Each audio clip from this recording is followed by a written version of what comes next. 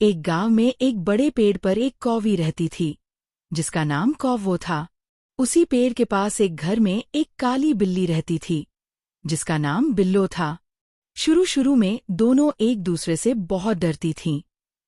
कौवो सोचती, कहीं बिल्लो मुझे खा न जाए, और बिल्लो डरती, कहीं कौवो मुझे अपनी चोंच से मार न दे।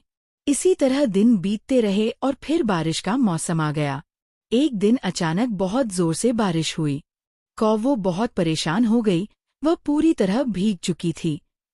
यह सब बिल्लो अपने घर से देख रही थी। उसके दिल में दया भावना जागी और वह कौवों के पास आई।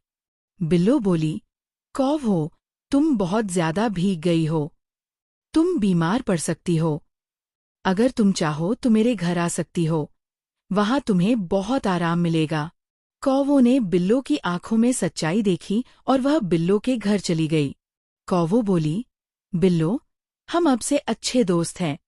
बिल्लो ने कौवों को गरम दूध और चावल खाने को दिए। दोनों एक दूसरे का साथ पाकर बहुत खुश थीं। अब कौवो बिल्लो की पीठ पर बैठकर पूरे गांव की सैर करती है। दोनों एक दूसरे की रक्षा करते हैं। गांव के लोग उन्हें देखकर कहते हैं, कितनी अनोखी और सच्ची दोस्ती है, जो डर और भेदभाव से ऊपर है। एक गांव में एक बड़े पेड़ पर एक कौवी रहती थी, जिसका नाम कौवो था। उसी पेड़ के पास एक घर में एक काली बिल्ली रहती थी, जिसका नाम बिल्लो था। शुरू शुरू में दोनों एक दूसरे से बहुत डरती थीं।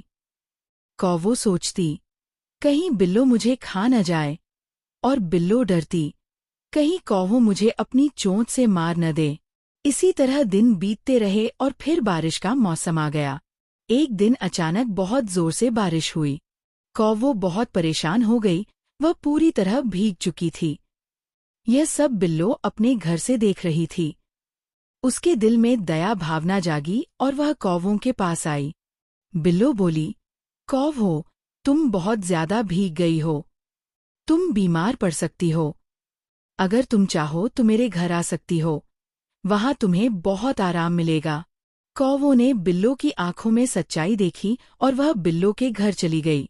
कौवो बोली, बिल्लो, हम अब से अच्छे दोस्त हैं। बिल्लो ने कौवों को गरम दूध और चावल खाने को दिए। दोनों एक दूसरे का साथ पाकर बहुत खुश थीं। अब कौवो बिल्लो की पीठ पर बैठकर पूरे गांव की सैर करती है। दोनों एक दूसरे की रक्षा करते हैं।